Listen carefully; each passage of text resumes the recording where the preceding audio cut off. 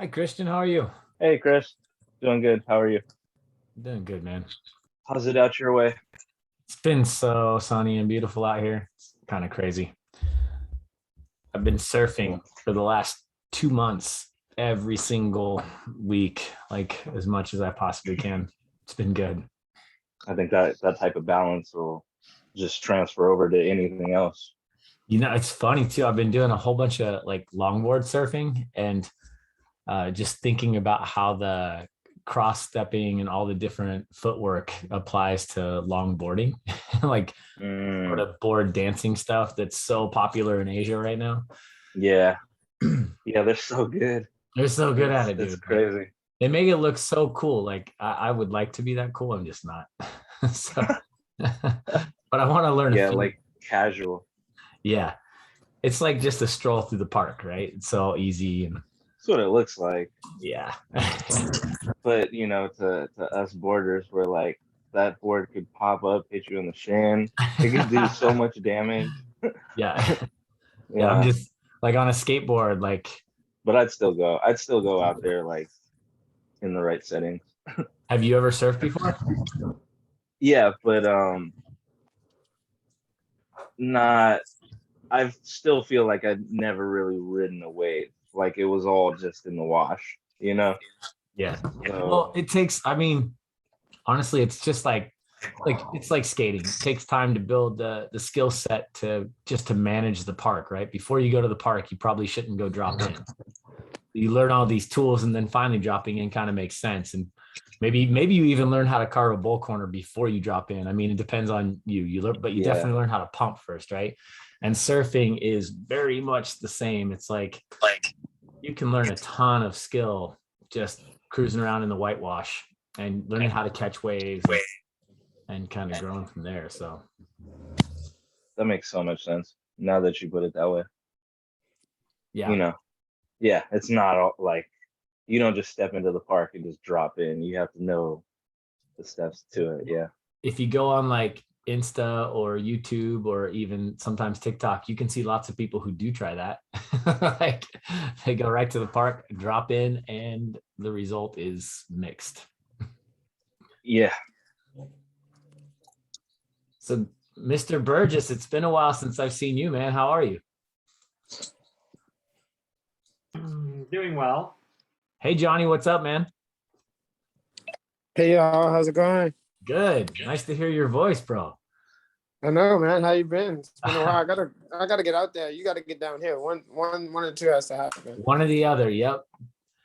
Well, of course, you're always welcome to come visit out here, but I would love to come see your space. That was always the mission. We're gonna get there. No worries. How are It's things? all building up. I'm just setting up the things so you can come through. Nice. How are things at Parasite? Is it going well? Um, so initially I loved this for skateboarding, not for the admin and for the other things that it all entails. Yeah. But it's growing on me. Um, it's all a learning experience of how to operate as a 501c3 and like what's your capabilities, what's your best like ways to like build collabs and relationships through that. There's just a lot going on with that, just in general. Yep. I'm sure. It's a steep learning curve, but you're a very talented and smart individual. I'm sure you're going to rise above all of it. So What stuff? That's the goal. yeah, right. Are you skating much, or are you just sitting in an office now?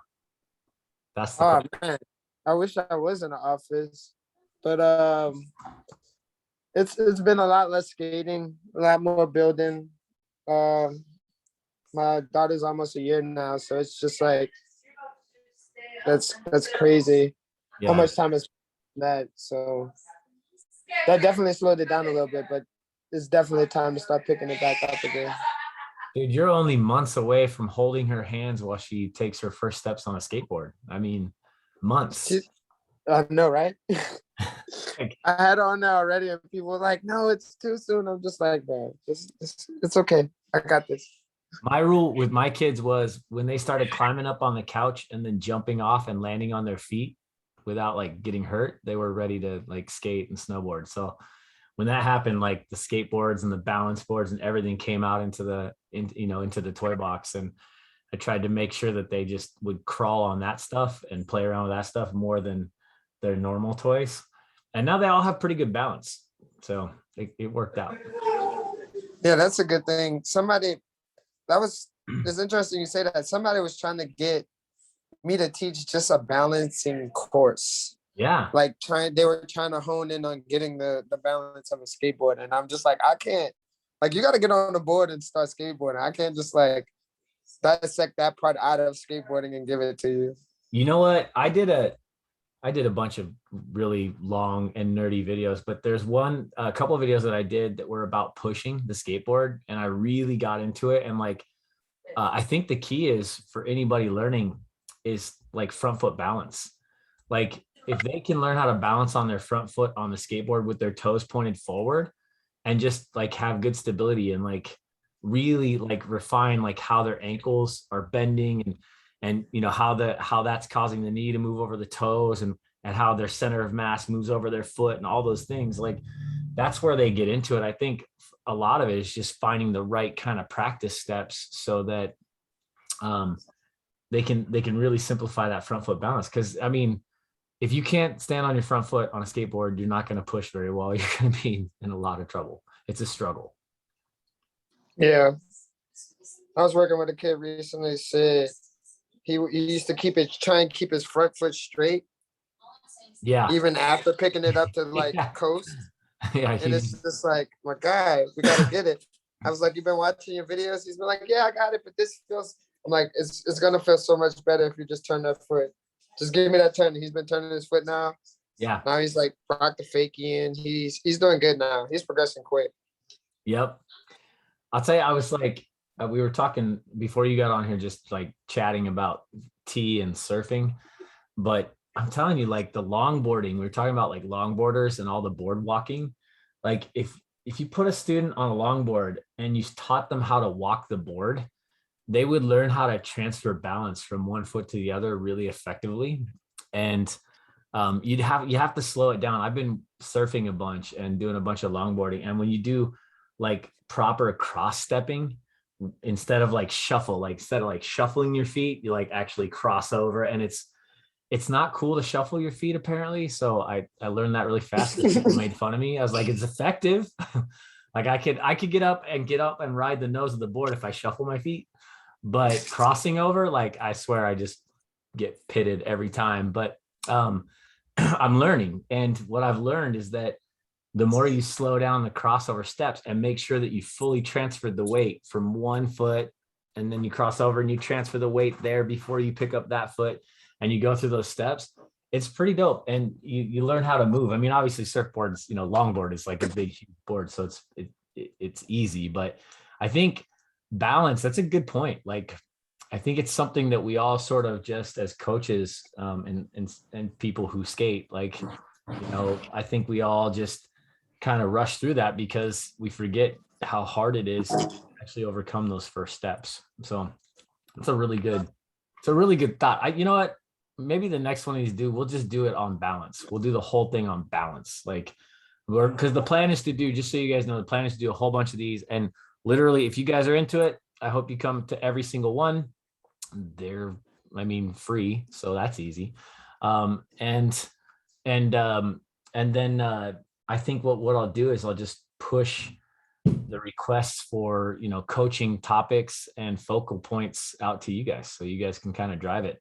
I kicked this one off because, I was talking with Joe and really felt like the most universal thing we could talk about is how to build a connection and kind of lean into that. And honestly, for us at UC, like the goal isn't to tell people how to teach, someone how to step onto a skateboard. Like we've definitely put some tools out there to help with that, but there's lots of ways to step on a skateboard that you could be successful with. There's all kinds of things you could do that, could lead to success for the student. There's not just one way. But when it comes to like the coaching skills, if you can't build a connection, you are going to struggle as a coach. If you don't understand the soft skills of coaching, you're really going to struggle. So I figured tonight, I'm going to present a little information, kind of maybe share some thoughts and ideas. You guys can chime in whenever you want and add to it and ask questions. And then we'll do a little Q&A and talk about whatever you guys want to. But the whole goal here was just to give everybody an opportunity to connect and learn, some insights on a really important topic, and then kind of grow it from there. Does that sound okay to everybody? Sounds good. Cool. Awesome. Yeah, that's all good with me. Right on. Gary, are you drinking tea right now? You got tea? No. I feel like you should have tea right now, and you should be drinking tea while you are here attending this. I should have tea, but I just got home from work. Okay. Since we last were together and talking, I have become a paraeducator. Awesome. A substitute teacher through the Olympia School District. And so I've taught a couple like introduction to skateboarding classes when I sub for the PE teacher. No way. That is so cool. And through that, I gave a couple private lessons to some students and the librarian's daughter who wanted to go to college, and she wanted to ride her skateboard to and from class, but her mom didn't want her to because she was scared. So she was like, "Oh, you teach skateboarding? Maybe you can teach her how to ride this thing." So I feel good about letting her ride it. Dude, that's when she really goes off to cool, college. Gary. Nice work, dude. How'd it go? Sounds like it was successful. Yeah, she was a basketball player, so it was really easy to talk to her about body mechanics, and it was really easy for her to understand why she needed to weight her, how she needed to carry her body weight over the board, and how to push and stay low instead of like trying to stand up. It was really easy to make those connections for her, more That's so cool. than like somebody who's not. How did you? So, I mean, to me, like the first thing comes to mind is like basketball is one of the few sports where people move sideways, like skateboarding. Like there's a lot of lateral movement in basketball, like shuffling the feet and staying in a wide stance, and like there's some definite like connections there. Did you draw on any of that? Yeah, I had her stand just on a line. Yeah. We did it on a basketball court. So I had her stand on a line and just do a standard basketball pivot, Oh, which yeah. is the same move. It's the same move as getting on and off a skateboard. No way. That is so you cool. you leave the front foot and then you pivot. So it's like the same, whatever foot you're weighted and pivoting, Yeah. It's basically the same body mechanics. I love that, man. That's really smart. Like, what a cool connection to share with other. I mean, because lots of kids have played basketball. Maybe they don't have formal training playing basketball, but like that lateral movement, dude. You know what it kind of makes me want to do? It makes me want to like use basketball, like dribbling on a skateboard as a warm up, like in a class. Like, I think that would be really fun. Yeah, it'd be silly, right? But sometimes like that's just the kind of thing that triggers like, lateral learning, That's skateboarding all day. right? It's totally. Yeah. Mark Gonzalez just being silly. Yep, exactly. See, that's what, like, I remember one time I did a snowboard session where I took two hula hoops and attached them together, and man, it brought so many kids to the table. All of them want to learn how to ollie through it and jump through it and do backflips through it. Like, you just do something silly. Sometimes it's like the thing that inspires the kids to get creative and take a risk, and that's a big piece of the puzzle. Like, how do you get to a place with your students where they're willing to do that? Like, I mean, because we talk a lot about teaching beginners, that's a big piece of the puzzle right now, especially in skateboarding. A lot of new people coming into skateboarding, but how do you get to that point where you have a relationship that's strong enough for them to go, okay, I trust this person. I can see I can see that they have my best interests at heart. They're not gonna take some crazy risk with me, but they've created this environment where it's super fun. And, you can see the student start to relax, and all those things kind of come together. That's the big question. Hopefully what we're going to talk about here will shed some light on maybe how you can approach that. I'm going to share my screen with you guys, if that's cool. Let's see if I can pull it off. Just give me 1 second. It's funny because you always kind of have to like talk and do commentary while you're trying to put something on your screen. Okay, so can you guys all see that okay? Cool, I got thumbs up. We're good. I start this, I coach a lot of athletes, and I work with a lot of coaches as well. And one of the things that is just absolutely critical when you're trying to build a relationship with somebody is they have to feel believed in, right? So at some point in the process of you getting to know who they are, right, and you developing that relationship with them, you have to sort of assess as a coach, have I achieved this point where the person or the person that I'm working with feels believed in? And that's the mission, right? So I'll push that back on you guys a little bit and go, when or have you ever experienced that happening with a student?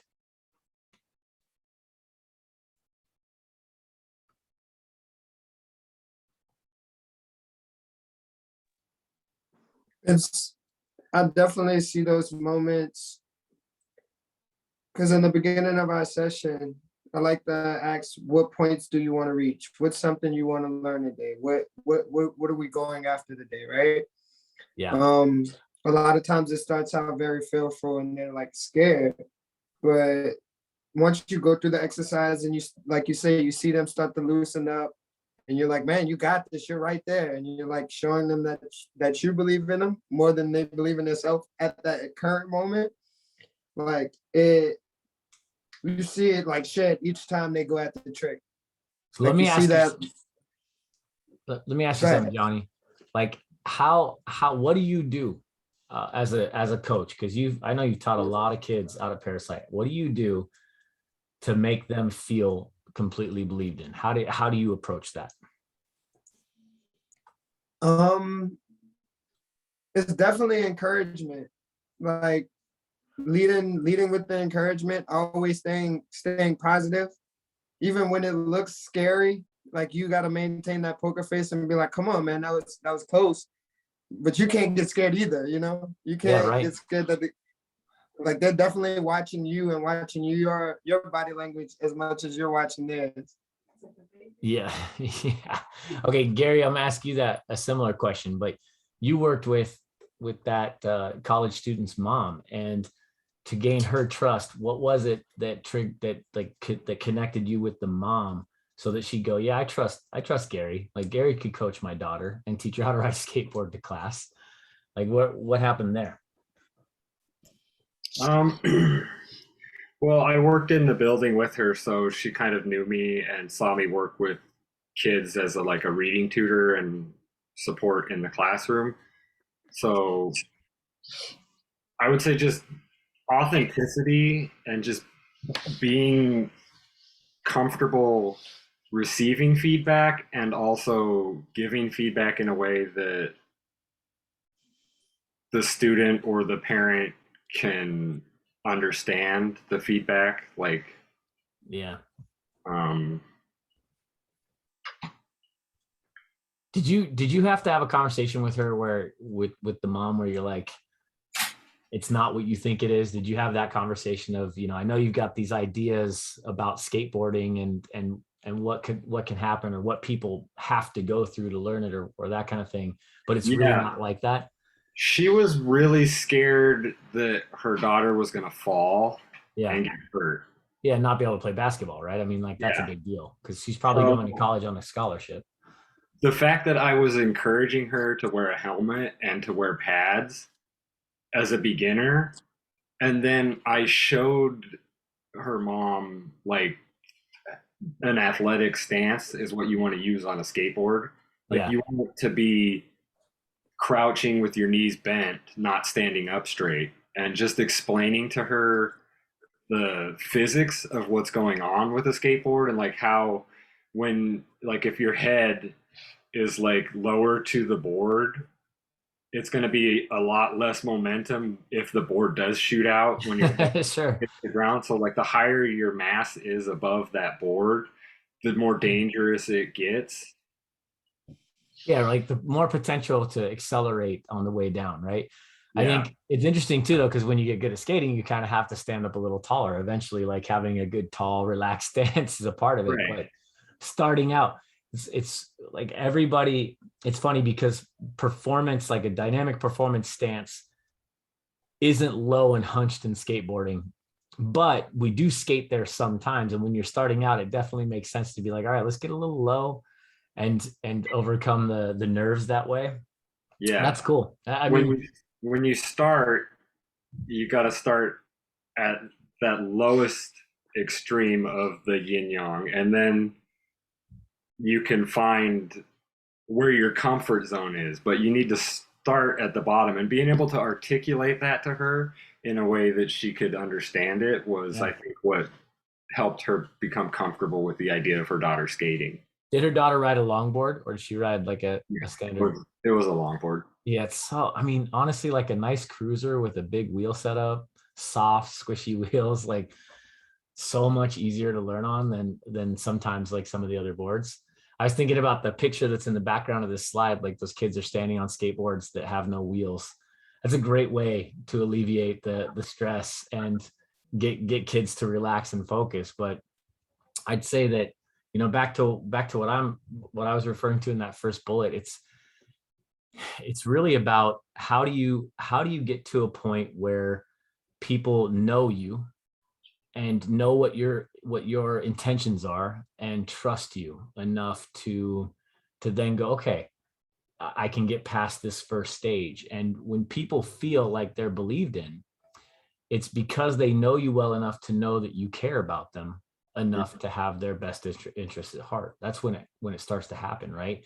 And for you, with that, with the librarians, the mother, she got there because she got to see how you cared for other kids. That's the connection, right?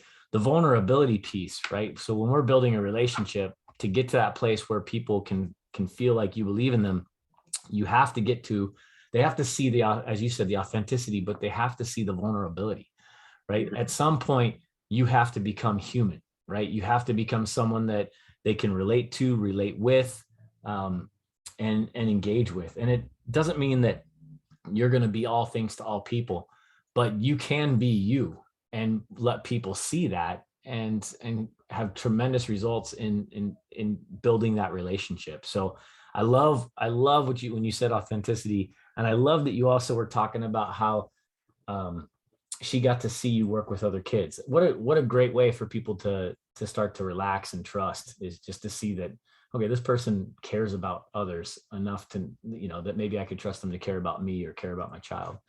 That was really cool. Yeah. Okay. Being in a community, like whatever community is that you're trying to draw students from, just being part of that community so people can see you interact with people in a capacity other than skateboarding. Absolutely. Super helpful. Absolutely, man. I love that. So the next piece of the puzzle, right, that I wanted to share with you guys is just, how do you become a student of your students? Sort of maybe Eastern philosophical thinking that I learned a long time ago, you know, studying martial arts and learning how to fight, and then becoming an instructor and a teacher of the martial arts. It's funny to say that. I don't know why that makes me laugh, but I'm like, I taught the martial arts. But in any event, you know, one of the things that we used to talk about all the time was like the concept of understanding someone and what that means. And like I had a coach who always used to say, just reverse the order, and it's to stand under someone. And I used to love that kind of thinking. Like, how do you humble yourself enough to another person to truly be able to study them, right? A concept that I think is very important in teaching and learning is the ability to listen with the intent to understand. And that you know, I've heard that quote many times, you know, rather than the intent to respond. I've heard that both versions. Like, when we always have the answer, we get lost in the details of what we think we need to teach.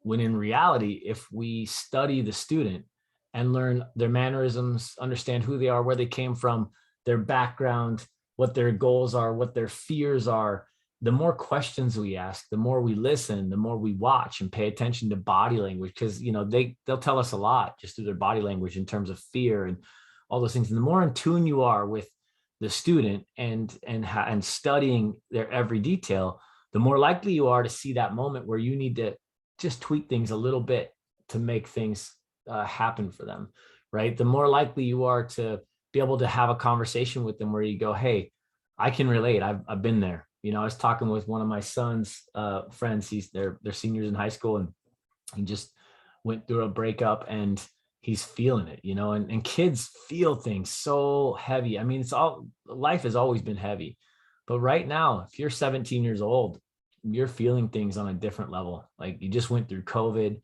you know, you lost a lot of time in your life, a lot of opportunity feels like it just disappeared. And so things are so heavy, and he's sitting there contemplating his life over, you know, a girlfriend that he dated for a month and a half. And it's like, that's a tough place to be. And a lot of that comes from just, you know, not developing, you know, strong coping skills yet, or not understanding what his purpose is, or all those kind of things that you want to help mentor somebody through. But in reality, all I did was sit there and ask questions.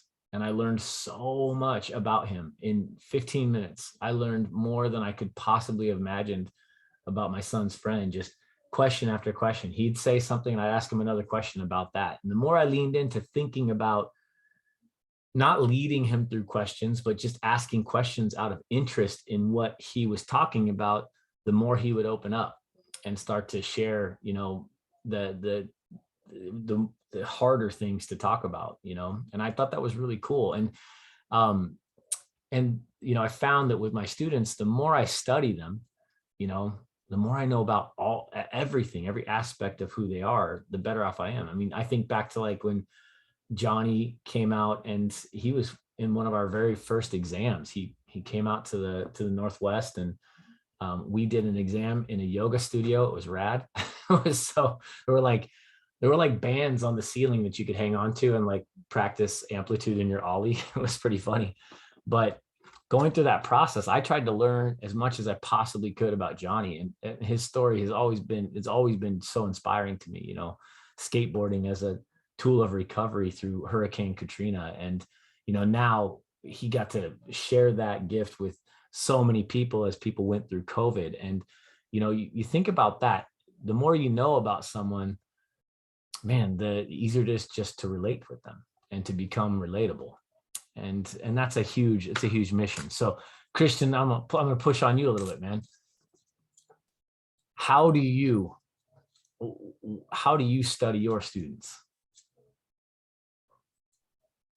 I think, like you said, through being vulnerable, being relatable, I end up usually turning switch. Like, I'm regular. Yeah. So if I'm teaching somebody, and it helps if they're goofy, you know, because I'll switch to goofy, and that evens the playing field again, you know. It's like, okay, we're in this together now. Like, I'm gonna figure out the mechanics with you, you know, and you know, that puts me in a vulnerable place, and they see that I completely switched my stance. So it's like, I don't know, it keeps it fun. That's really, Christian, that's really intuitive. That's very cool, man. To like, just to challenge yourself so that you're in the struggle with them. Now you're learning with them, right? And we've talked, you know, in some of the training, like for your certification, like we talk about learning with them, that concept. But when you get into that moment, right, you become totally relatable now. And it's fun too, because as they progress, you know, you're progressing and you're learning things, and you're talking about new things and new fields. That's pretty cool. Yeah. And nice. Then the asking questions, and kind of, you know how like when you first start skating with a friend and you guys are kind of like at the same skill level, so you're constantly like, oh, okay, try it this way, and like you're hyping the other person up. That's the type of energy that, you know, I try and give off. And it's just like, we're pushing each other to get better now, and we're having fun. It's funny you say that, dude, because I just went, I think I said this to you, but I went on a surf trip with a buddy of mine, and he figured out really quick that I'm like a coward and terrified of the water and bigger waves. And so he's not, I mean, I might be a little bit more skilled surfer than he is, but he's far more courageous than I am. So he would just paddle out and lead the way. And I'm going, what is he doing? He's going to die. Like he's not even at that level, and forced me to follow him, and like that connection, right? Just because I know, I was thinking like, man, I need to stay with him so nothing bad happens to him. He knew that I would do that. He knew me so well. He knew that I would chase after him, end up out there in a different spot in the swell, and be successful because of it. It was pretty cool. Yeah. I think it helps too. I think it really does help, like, because it becomes more of a calculated risk, because both of your guys' minds are attacking that problem. Like if you guys are trying to drop in, and you're like, okay, try it, like what helped me, so it's two minds attacking one problem. If that makes sense. You know what I mean? Like a mastermind. Like, yep. You guys are formed. That's what we're doing here. Like I've already written down like a page full of stuff just from what you guys have said. It's like it's a partnership, right? You're always working together. It's not you, the expert, and the student is coming to you to be in awe of our greatness or something. It's just a partnership. You work together. I love that. That's spot on, Christian. Okay, this is a critical one. When you're trying to build a depth of connection with somebody in the teaching environment, you have to teach them to self-analyze, because the process of you communicating to them how to analyze themselves, how to feel things. So for example, teaching them how to feel a movement. You're going to learn so much about how they think, how they interpret information, how they communicate. You're going to struggle and battle to figure out how to get them to a place where they truly own whatever it is you're trying to teach them. And in doing so, through that process, you're going to have to rely on, all the details that you studied about them, and that relationship of trust that you've been building, trust and belief. And now you're in this state where you're challenging them to analyze themselves, and you're guiding them through that process. To be able to do that takes a pretty strong depth of connection, right? You can't just, you could go out and say, hey, when you bend your ankle like this, you should feel this part of your foot. You could say that to anybody. But that may fall on deaf ears. Some people aren't able to feel things, and you might have to get in and help them connect. I remember a long time ago, I taught a famous talk show host guy named Montel Williams how to, I got him, I didn't teach him how to snowboard, but I was helping him at a higher level. And the whole time I was talking to him about bending his ankles. I'm like, yeah, you got to, feel your ankles, and you're going to feel this in your foot and your lower leg. And finally, he was so nice, like an hour is all day lesson, but the hour into this lesson, he's like, do you know that I have MS? I'm like, I had no idea. I probably should have asked, but why would you ask? But I should have. And he's like, yeah, I can't feel my feet. I can't feel my legs. I'm like, but you move them so well, man. So I assumed.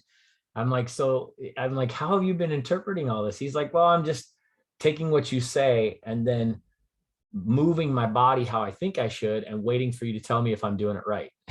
Oh man, I wish I had known that sooner, so that I could have communicated totally differently with him. But through that process, though, he taught himself how to self-analyze, in spite of my own, failings to actually study him on the level that I should have. He's such a smart guy that he was just building his own process. And he does this every day in life, right? Like, if you have MS and you're living with MS, and as it advances, you have to be really smart and very thoughtful about how you're going to live your life, how you're going to overcome the challenges. And, to that end, it's like that concept with any student is going to be critical. Not everybody's going to have that same struggle, but everybody has a different way that they interpret the things that you're saying. And that's kind of a mission. I think, probably my favorite part of teaching is when you get into the creative side of things. And if you're, as a coach, doesn't matter what level you're coaching, you're going to remain focused on fundamental development, right? So fundamentals, constantly focused on fundamentals. In fact, if you read studies about, college athletes that talk about their favorite coach and why that person was their favorite coach, they will all say in the mix, the word jumble, if you've ever seen one of those word jumbles where the most common word gets bigger and the least common word gets smaller, in the word jumble, fundamentals comes up as one of the largest words. And it's because when you have a coach who's disciplined to fundamentals, it creates a baseline of trust, and that when you come to that coach, they're going to reset you on fundamentals. It becomes like this home base, if you will. Now, the difference between I think good coaches, great coaches, is how creatively they approach the fundamentals. So, we have to teach people, for example, how to push the skateboard, but you don't have to teach it the same way every time. So here's the question for you guys as a group. How many ways can you approach teaching someone how to push a skateboard?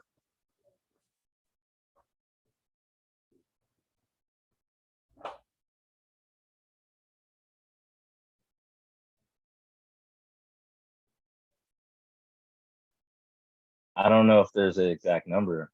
Right. Okay, so Yeah. give me one. Give us an example, Christian. Of teaching somebody how to push Yeah. on a skateboard. Yeah. Well, what would be your approach? Give me like the 30-second approach. What's Well, the that most front important foot thing you would balance, teach? the, Yeah, the front foot front foot balance for sure. And then I believe Gary, the one who was speaking about the basketball fundamentals and pivoting off your feet, you're planning all on the front of both your feet. And it's that same pivot motion, but you're just pushing forward. And then, so you're pushing forward, and then as soon as you get on the board, you're shifting your heels, just like you're pivoting, like the basketball fundamentals. So I'd probably ask them a whole bunch of questions, like what sports did you play? And then if they did mention something geared towards, basketball or football, I could be like, okay, so you know how you pivot your feet? That's what we're going to do here. You're going to place your foot here. And then with the back foot, you're going to push like you're, doing like 100-yard dash, but we'll start off slow, like Yeah. I'll kind of give them a scenario that they could be related, or, that they could relate to. And like you said, ask questions, just keep asking questions. I like it. Okay, so Gary, I'm gonna push on you a little bit. Let's say you got a student who is terrified to put weight on the front foot, and every time they take a step, it's like their stance gets wider and the board gets further out in front of them, and they're trying to play catch up with the skateboard. Like, what is a creative way you would help them overcome that?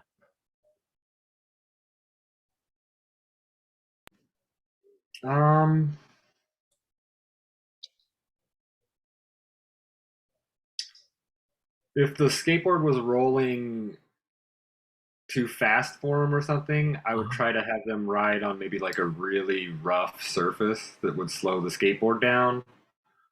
That's really clever. Yeah, that's cool. Just to try to like incorporate surfaces or something, or yeah, no, you made me think. Like, I might, in thinking in those terms, like changing the environment, I might put them on a little slope and make them push uphill. That might work too, right? Or the foam posit, like the yes, playground foam posit. You're talking about like the playground material that's like underneath the swing sets and stuff. Definitely. That stuff is awesome. I seriously, I want to have a skate park, a beginner skate park design, like, so as like, if I could go around the country and put an add-on to every skate park, for people to learn in, it would have a whole section of that. It would have like little gentle features that you could roll on with that, and a whole area. And maybe on that foam posit stuff, like it would be like, it would show like skateboard stances and like little sequence shots of how to step on and off or that kind of thing. It'd be so cool. Like, that's epic. Yeah, it'd be kind of a rad thing. That's cool. Nice, dude. Way to think on your feet, guys. That was good. So here's the next piece of the puzzle. When you're developing, like you're managing that relationship and you're building a creative and fun space, right? Because if it's not fun, skateboarding, in other countries, they approach learning differently. There are other countries that focus on discipline, and fun isn't really even a factor in the learning, which is odd, especially if you grew up here in the United States. But this idea of gamification, like how do you gamify the process? So when you're trying to build a relationship with your students, and you're trying to create like a lasting impression on them. You know what they don't remember is the long-winded explanation. In fact, my youngest son is on a fall baseball team right now, and he's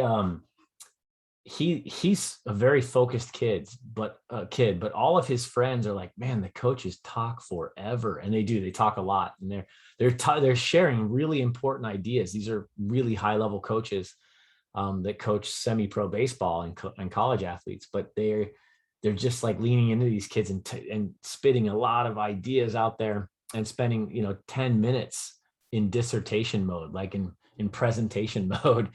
And the kids are like, man, when are we going to do something? And the kids don't remember much of anything that they're hearing. But what they do remember every time, like I asked my son, like, hey, do you remember what your coach was saying about that? And he's like, oh, a little bit, Dad. He's kind of like talking about this or that. And I'm like, well, what was your favorite part? He's like, oh man, we played this game and we were doing this and we did the pickle drill and blah, blah, blah, and all these different things. He'll tell me every drill, every activity that he did. He's like on fire. Every time he got to compete with one of his friends and like, see who, some kind of a hitting challenge or a throwing challenge, like he's totally into it. He remembers all that. He remembers everything down to the detail. He remembers the finite detail of those experiences where they're being challenged that way, but he doesn't remember anything, or at least very little about what was being, spoken. Right. So the question is, if you want to be a memorable coach, if you want to build that relationship and have people go, okay, this coach is a good coach, what are the games you play to develop results? All right, Johnny, are you still there, buddy? Yeah, I'm here. All right. What are the games you play with kids at Parasite? We got one that we call two if it's true, right? Whoa, what is it called? Two if it's true. Two if it's right? true. All right. What's this game? You know how most kids come up to you really, really hype. Hey man, I just did it. I just did this amazing thing, right? And you're like, all right, but it's. I need to see it twice. You need to do it twice if it's true. Like you need to pull it out on the spot right now. So like they give it all they got at that one shot, and it's like sometimes they get it, sometimes they don't. But that aspect of the two if it's true, even if they don't get it, they're gonna go at it until they like show me that trick again. That's a cool way to approach like ownership and respect all at the same time. That's rad. Okay, games. Gary, Christian, you guys got any? How do you gamify something that's kind of boring to learn? There's a question for you. I got one, but it's geared towards more like the skate park respect. Yeah. Where you have prizes. You're like, we need the 3 people to bring us back the most amount of trash, after our event or after we've done like a big session or Earth Day or something.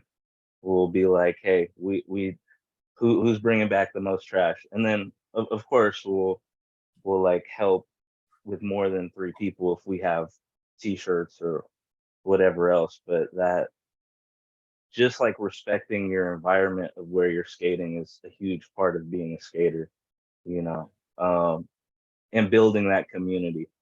Like, I don't know, that it just helps. So that's the funnest game, I think, because that's really cool. it helps everybody involved. But in terms of on the skateboard, yeah, I've never heard it called the two if it's true. I like that wording for it. We would do like games of skate, like small games of skate are great, just to get everybody involved. I used to do it a lot with breakdancing, like having a cipher circle and having people just like, call each other out, but like in a friendly, competitive way. Yeah, that's cool. Yeah. One of my favorites, a friend of mine named Jamie Weller, who's like a skate park builder skater out here in the Northwest. That guy was brilliant, man. But he taught me tic-tac-tag, and I'll tell you, like, seriously, like getting kids to chase you around playing with only Tic Tacs is so fun. Like and it's such a simple thing, right? And they get right after it, and you set all these goals. Another friend of mine, this guy named Wally Inouye, Tom Inouye, he a legendary pro skater, right? He invented like the backside air and the wall ride. That's why his name is Wally. But he would do these skateboard slaloms where he'd go into the skate park and like use tape, and he'd identify like all these turn points, and he would do like a beginner track and an advanced track, and he would just go out and for hours, like to this day, like he will go out and skate for hours with kids, just pumping around through the little slaloms that he builds. And it's so cool, man. Like when you start to get creative, I mean, and all he was really reinforcing in that was like pumping and turning, and he's just making it fun though, like making the skate park like this whole obstacle course and showing kids how to skate different lines. And it was just, it's cool when you get into the creative side of, pushing for fundamentals. And when you start to gamify things, give kids a chance to challenge each other, their life begins to change. I mean, it's, and that's how you build these deep connections. I was thinking about it too. It's like, as you go through that process, like we talk in the training for the certification, we talk a lot about the 4 kinds of fun, and we get into sort of the science, the flow theory, and what I call the science of fun. And the science of fun, like, is really, can you measure fun? And, maybe not, but the reality is that you can certainly tell when somebody's having a good time, right? You can certainly tell when somebody's ready to release an emotional challenge. And one of those keys, right, is laughter. I always say that laughter is one of the key components of a great connection with your students. And it doesn't mean, laughter can mean a lot of things. I'm not necessarily referring to laughing at or anything like that. I'm just saying, like, if you can make your students laugh, it means that you know them on a level that, that they maybe don't even know themselves, right? You think about a great comedian. A great comedian will lead you down a road and then deliver an idea because they got you thinking, and they felt the energy of the crowd. They knew that the room was feeling some story that they were telling, right?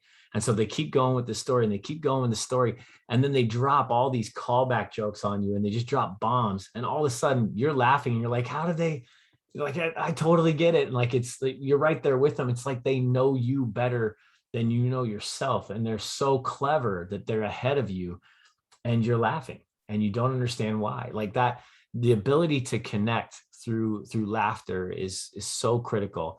And I'll share with you, like, there's 11 very common formulas in comedy.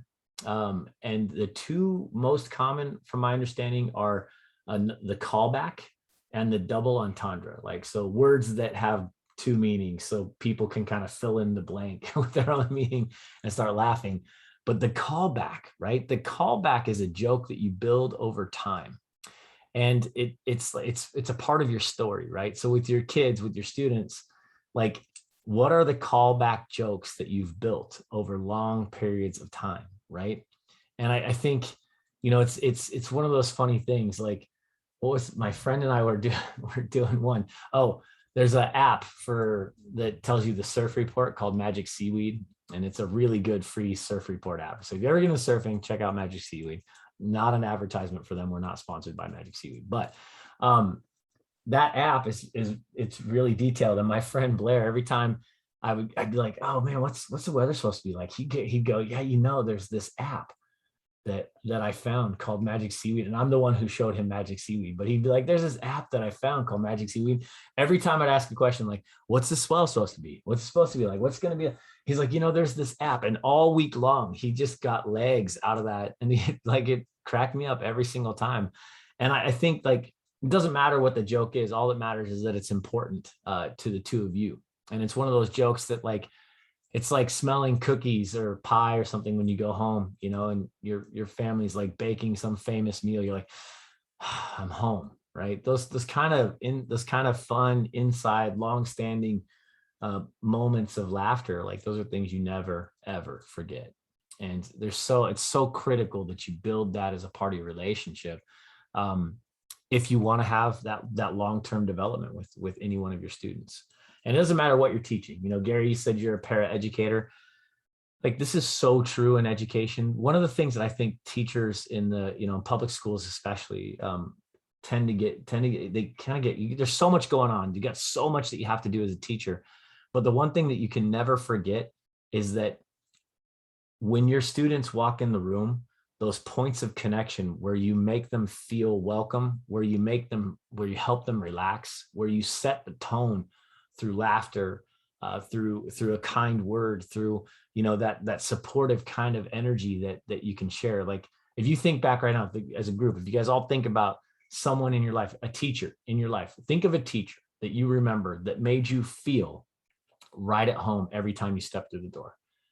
Right. And I mean, there's one that comes to my mind instantly. There's a couple that stand out for me, but you see where I'm going with that? Like, it's so simple to build a relationship. I mean, Mr. Garland, my 8th grade teacher, reset my whole path and trajectory as a student, because I did not care about school until he literally kicked me in the backside, and got my attention. I mean, literally, he did that. This is a different time in schools. Apparently, you could do these things. But he did, and he's like, get over here. Like, he did it, and I'm like, what the hell, man? And he instantly leaned into me. He's like, I've been watching you. I know who you are. I know what you're capable of, and I know what you're doing right now. I know you're wasting your time. I know you're wasting my time. I know you're bored. And he figured me out because he did these things. I had no idea this guy believed in me. I had no idea that this guy was studying me. I had no idea he cared enough.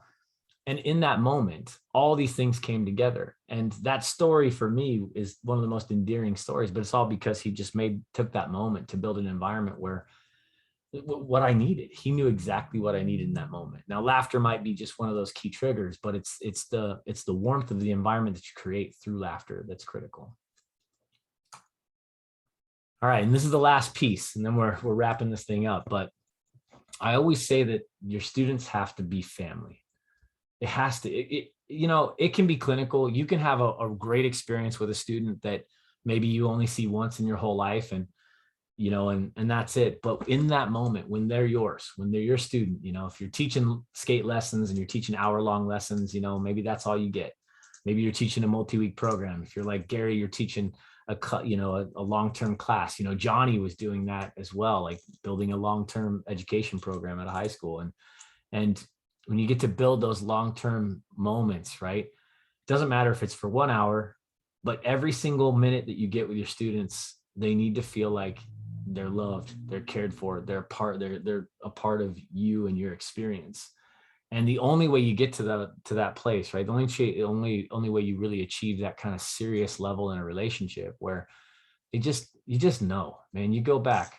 My youngest son, I'll use him as an example again. He's 12 years old. He's got a coach, a baseball coach that he just built this deep connection with last year, and that baseball coach moved. I'm gonna follow that baseball coach wherever he goes with my son. I don't care if I got to drive an extra 45 minutes for my son to get coaching. He's going to go get coaching from that coach, because I know that coach treats my son like family, and I could see it. It was obvious. And it doesn't matter what I say. I'll read right now a text that he sent just recently, just to give you like an example of what that really feels like. Right. I said, I just found out that he's building a team. He's doing a new team. And I said, man, I just told my son that about the new team, and you should have seen the look on his face. He said, what if I do bad at tryouts? And I said that you already told me that he has a spot on the team no matter what, because that's what he said. And my son just lit up, and I sent that a message. And the coach sent back, he says, let's go. I'm so stoked. I got the one player I wanted from this last year. Tell him I can't wait. Like, I showed my son that text, and my son again, like, was glowing. Right. And that's just that example of someone who makes a student, makes an athlete feel like they're a part of the family. And you can do this with a group of people in an hour or two. It's possible, but you have to be committed to it. It has to be important to you as a coach. And when you start to develop connections this way, and this is where your focus goes. I mean, these are philosophies that, of course, just put out on the screen, but these are things that I live by. These are things that I operate by every single day. They're so important to me. And it doesn't matter what your philosophies look like. I've got 7 bullets up here. I could probably put 27 more if I wanted to.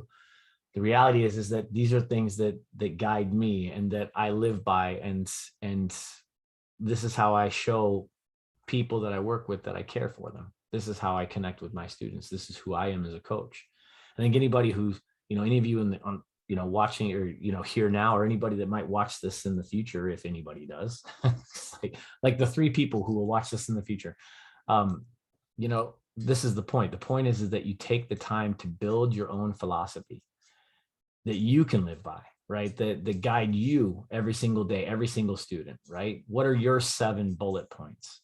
As you're making, if you're making mental notes right now, you're thinking about how you're going to approach your next class or your next student, what are your philosophies? And these are the soft skills. I don't care what you teach them. If you want to teach them to push Mongo, or if everybody should start out switch in your class, cool. Like, do whatever you want. Like, the skateboarding part is so less meaningful than how you build a relationship through skateboarding. The skateboarding is the thing. It's like the glue that connects everything together and makes it special. And to that end, if you're a coach, the skateboarding will always speak for itself. But you as a coach, if you hold yourself accountable to ideas and philosophies like this, then you start to become, one of the greats. And that's what your students need. That's what they deserve. They deserve a great coach. Okay, with that, turning it over to you guys for questions, thoughts, ideas.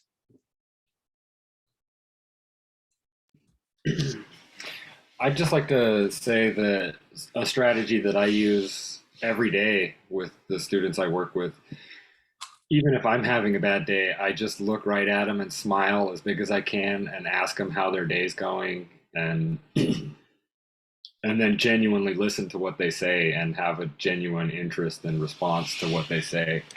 Yeah, I think that's huge.